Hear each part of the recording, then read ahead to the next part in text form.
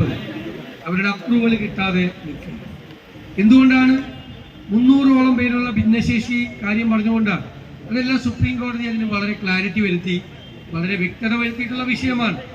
ഇവരും ഇപ്പോഴും അതിൻ്റെ പേരിൽ കൺഫ്യൂഷൻ ഉണ്ടാക്കി നിയമനങ്ങൾ നടത്താതിരിക്കാൻ വേണ്ടിയിട്ടുള്ള ശ്രമമാണ് ഇപ്പോൾ നടത്തുന്നത്. ഭിന്നശേഷിക്കാർ ഉള്ള സ്ഥലങ്ങളിൽ ഭിന്നശേഷിക്കാരെ നിയമിക്കുന്നതിന് എന്താ തടസ്സമുള്ളത്? അവരെ നിയമിക്കണം.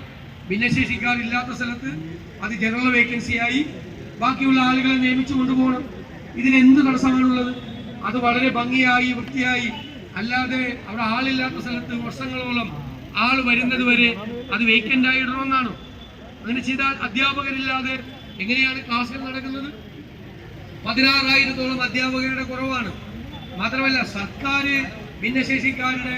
സർക്കാരിന് വളരെ എളുപ്പമാണ് അധ്യാപകരുടെ ടോട്ടൽ നമ്പർ എടുത്തിട്ട് അതിന്റെ പെർസെൻറ്റേജ് വെച്ച് കൊടുക്കാൻ.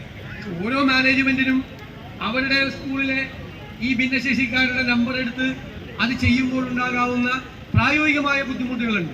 ഞാൻ അതുകൊണ്ടാണ് സമ്മേളനത്തിൽ പറഞ്ഞത് 10 മിനിറ്റ് കൊണ്ട് ഗവൺമെന്റിന് ഈസിയായി തീർക്കാൻ പറ്റുന്ന ഒരു വിഷയം മനഃപൂർവ്വമായി വൈകിപ്പിക്കുക. ഇത് തന്നെയാണ് ജീവനക്കാരോടും അധ്യാപകരോടും ഈ ഗവൺമെന്റ് കാണിക്കുന്നത്.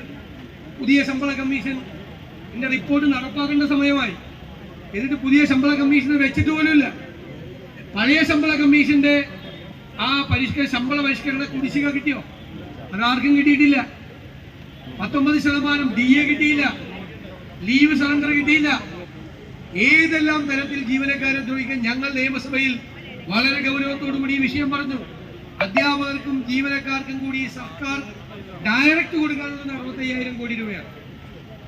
ബാക്കി മറ്റ് ആനുകൂല്യങ്ങളും എല്ലാം ആകുമ്പോൾ 1 ലക്ഷം കോടിയോളം രൂപ ജീവനക്കാർക്കും അധ്യാപകർക്കും കൂടി സർക്കാർ കൊടുക്കാനുണ്ട്. അതുകൂടാതെ നിയമന നിരോധനം, ഫലത്തിൽ നിയമന നിരോധനമാണ്. നിയമനം നടത്താതെ